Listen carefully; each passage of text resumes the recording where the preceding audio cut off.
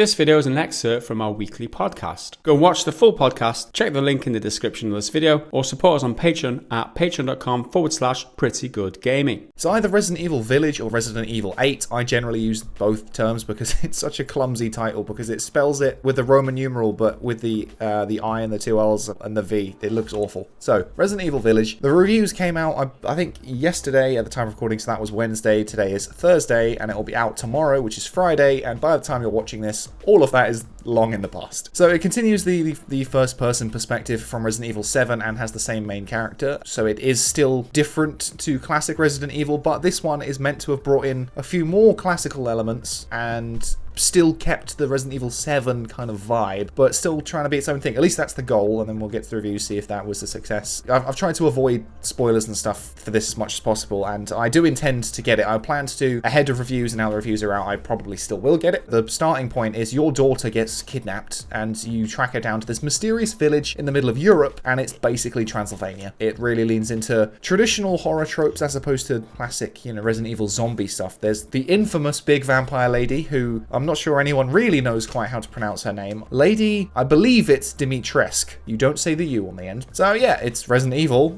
shooting some stuff a little bit. You're going to be hopefully scared a little bit if it's actually a good Resident Evil game, but we'll see about that. So I've collected a few different reviews, not loads, because on Metacritic there were about 70. There were 70 reviews for PS5 on Metacritic, 64 positive, 6 mixed, and 0 negatives. There were also some reviews for Xbox Series X and PC, but the significant bulk of them were on PS5, so just bear that in mind with what I'm saying. I tried to look up if there were any glaring performance problems across the different consoles, and so far I don't believe there are from what I've read. Again, that may be wrong and everyone's experience differs, just bear that in mind. I've got a couple from the top end and a couple from the bottom end, and then one in the middle. So the first one is from Game Informer that I've got, which gave it a 9.25 by Ben Reeves, and the little tagline was painting the ghost town red. Village doesn't pull any punches when it comes to horror, but a consistent rollout of new weapons and tools makes it hard to walk away from these terrors. Very spooky indeed. That's my big thing with a horror game, and horror films. I generally don't like horror films because if they don't scare me, then what's the point? I think a lot of them they're boring. They're predictable and dull. However, the select few that I do like, I really like. Anyway, so he carries on a bit more. Resident Evil Village is an impressive package. I love the recent remakes of Resident Evil 2 and 3, but I'm excited to see Capcom push the series forward again. Village expands on Resident Evil 7 Biohazard's approach to first-person combat, offering a series of white-knuckle encounters that perfectly complement Capcom's unnerving environmental design. Thankfully, Village's amplified action doesn't diminish its horror. Now that line is important because I think that's going to be the stickler on either side for most people. You will either like the more action or like the more horror, and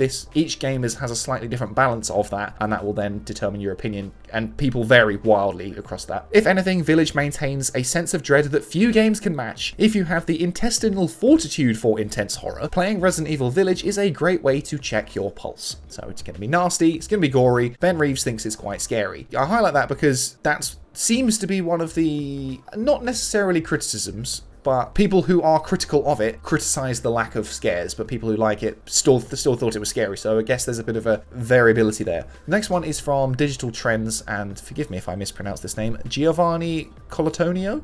I'm going to say that. Colantonio? Sounds good to me. He gave it 3 out of 5, so pretty much in the middle of the range. It's still one of the lower ones on Metacritic, but out of 10, it's fairly close to the middle. Said franchise's highs and lows crammed into one package, so it's got a bit of the good, a bit of the bad. Resident Evil Village is an uneven anthology of horror movie send-ups. Sometimes it offers a truly exciting vision of the series' future with imaginative world building and rewarding exploration. Other times, it's a fairly run-of-the-mill shooter that struggles to provide any real stakes or tension. These two tones are often at odds with one another, highlighting all of the franchise's best and worst instincts in one eclectic package. Chalk it up to a quarter-life crisis. The world building and kind of environments and the village itself, it's the thing that was praised among most of the reviewers. It's based in the village, and then there are like bits that come off it. The village is sort of like a hub. I don't really think that's the correct way to put it. It's not like open world or anything, but you go to the village and then you can access the different areas throughout the campaign. I think there's 4, which will have their own boss character thing. And it seems to be that this game is designed almost like a theme park, where each area outside of the village is kind of a different type of horror. For some people, that was a really fun way to experience a few different types of things all in one game, but for others, it led to a very, very disjointed experience, especially in terms of narrative. Narrative and characters are one of the most consistent complaints about this game, on top of the up and down quality of scares. So in terms of likes and dislikes, which I really like it when reviewers do this, it makes it so much quicker just to be able to be like, oh, here's what you like, here's what you dislike, and then you can compare that nice and easily quickly. He likes the world building, the big set pieces, which Resident Evil has always been very good at that, exploration and the village itself, but dislikes its uneven structure, has weak action, which is for a horror game which leans more into action this time. If you've got weak action, that's a bad sign, as well as the lack of scares and a lack of tension. One of my favorite things this person mentions is other Resident Evil games do what this one does better in different aspects. So he says, try number 2 for the exploration, number 3 for the action, or number 7 for the horror. So if you want any of those specific types of experience from Resident Evil game, just play a different one, which isn't exactly what you want to hear from a new one. But next one is another very, very positive one from GameSpot's Phil Hornshaw, 9 out of 10. The sequel to Resident Evil 7 leans heavily on Resident Evil 4's brand of action, but adds its own sensibilities to the mix. Resident Evil 7 was an excellent return to the horror underpinnings of the franchise, but cunningly altered with new ideas and a new perspective. Similarly, Village is an intelligent reintroduction of the best action elements of Resident Evil, though it captures some of the same things that made RE7 such a breath of fresh air, or maybe rancid, stale, mold-filled air, but in a good way. I hate how some of these reviewers write, it just makes me want to stick needles in my eyes. Village evolves to become its own unique creature. It makes you wonder what beautifully twisted fiend Resident Evil might mutate. So again, very, very positive. Likes the mix of classic design elements with the more modern sensibilities of 7. They also like the changes in pace in terms of game design and how it tells its story and whatnot, but it still feels like a Resident Evil game. Combat is tight, especially in Mercenaries Mode, and I'll just quickly say Mercenaries Mode is it's essentially like a survival challenge arcade mode, but it's hyper action focused. It's more like a time trial, and you're just trying to get the best score you can. Very, very arcadey, very fun. And it mentions one part in particular, but doesn't give any context for why that's good. Presumably that's for spoilers, but I think it's a bit of a random point to put in that part of a review, but I mean, I can't criticize it. In terms of dislikes, it says there's too much action in the last hour to the point where it feels like basically a totally different game. The villains are fun, but connections to the wider franchise are very weak, which is something I think, for me, the number 7 struggled with as well, because I like Resident Evil, but 7, I felt like this is such a good game on its own. It could just not be Resident Evil, and it would be totally fine, and then you kind of get to the end, and it's like, oh, here's Umbrella because it has to be, or something like that, and a bit like,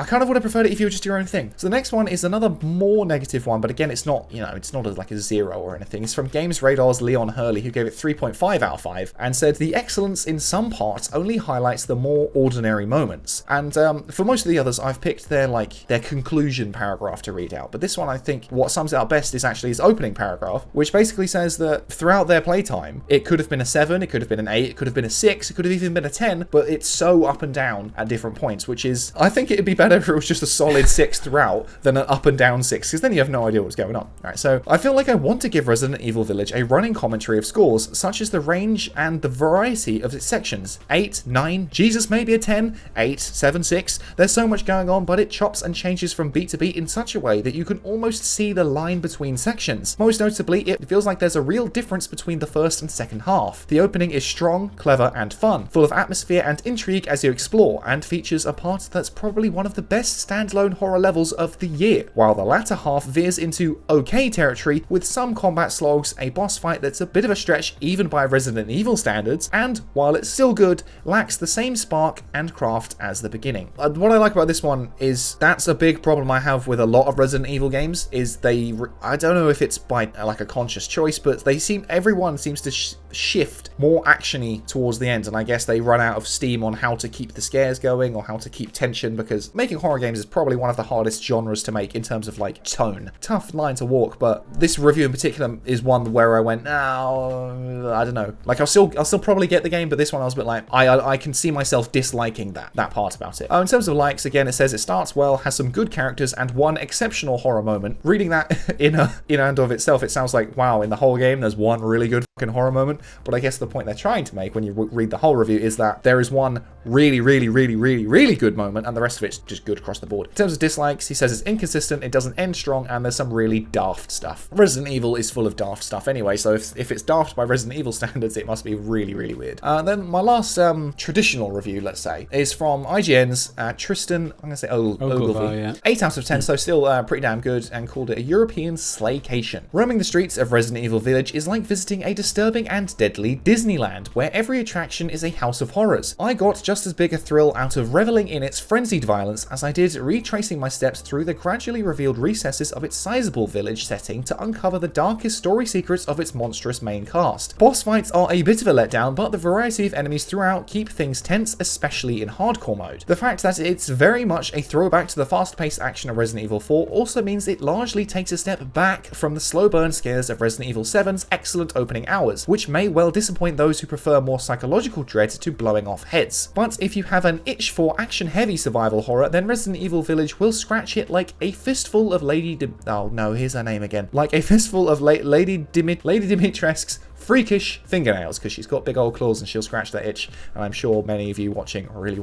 wanted to. This one again, I really liked 7 and how it spanned things up. Again, it went super actiony towards the end, but the opening was really good. If you're looking for psychological horror, that's generally not what Resident Evil does. Generally, it's horrific body horror with gross shit and some quite uncomfortable scenes, and that's why Resident Evil 7 felt quite a little bit different to quite a little bit, what an oxymoron. A fair bit different to some of the other ones, because it did spin things up a little bit. I guess if you're looking for that again, you're not going to find it, because this is more classic, more like gruesome, nasty horror. So in terms of my general impressions from the reviews, again, I haven't played it. By the time you're watching this, I may have played it. I don't know if I'm going to buy it straight away, because there's a few other things I've got to work through at the moment. So my general impressions are that it's less horror, more action. Like I said, this principle and where you land on it will define your opinion of every single Resident Evil game. If you like the more action side, you'll probably really enjoy this one. But if you like the more horror side, you probably won't enjoy this one as much. In terms of narrative and characters, these seem to be the most consistent. Again, complaints not quite right, but they just say they're not great and they're a bit uneven and inconsistent. This is the most consistently inconsistent thing. But the gameplay itself is solid, though I have seen some complaints about the PC controls, considering it's a first-person shooter, which is pretty rough. I mean, it's a FPS, it should always be better on PC, but I've seen a couple of people saying it's just not, which is a real shame. But again, I've not played it, so you'll just have to bear that in mind. One thing that a couple of the reviews mentioned, which should be definitely mentioned in terms of like a marketing angle. A key selling point of the game has been Lady Dimitrescu and how she's a big stompy woman with big boobs and she's going to come kill you. Like, oh no, she's going to kill me? What? But apparently she's actually used very sparingly. She only appears in her section, and there are 3 other main bosses who have their own sections in the village, and they kind of like run the town. So yeah, if you were going into the game expecting her to stalk you like, I don't know, like the alien in Alien Isolation throughout the entire game, that's not the case. I will admit,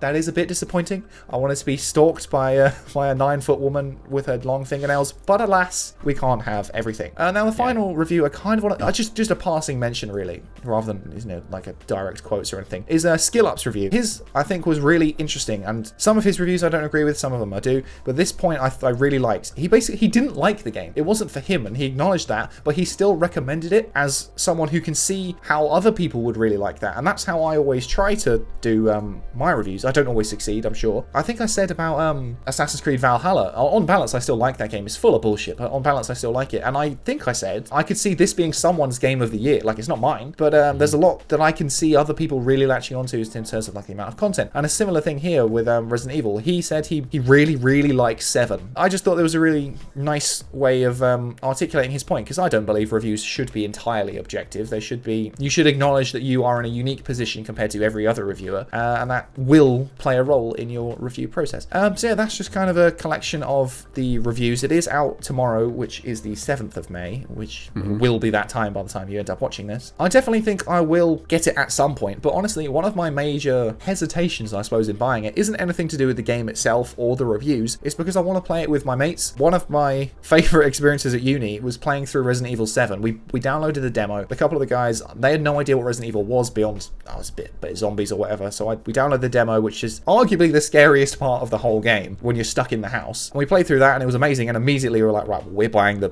full version, then we're going to play it through the whole way. And so I kind of want to do that again with this one, but who knows when when that will even be. But I definitely want to get it at some point. Thanks for that, Henry. I think it's definitely good to know that they're trying to kind of iterate and they're not kind of, there's a lot there, and I think it's definitely more of my kind of taste of games rather than the Resident Evil 7 just didn't click with me, you know, in terms of like going for the all out horror. It just wasn't my type of thing, whereas this one, if it leans a little bit more towards the action side, then it's definitely something I'm a bit more interested in. However, I'm not a huge fan of the series anyway, so I'm probably going to skip this. Thanks for watching this video. If you want to go and watch the full podcast, head to the description of this video and you'll find a link to our new podcast channel, or head over to patreon.com/prettygoodgaming and get early access.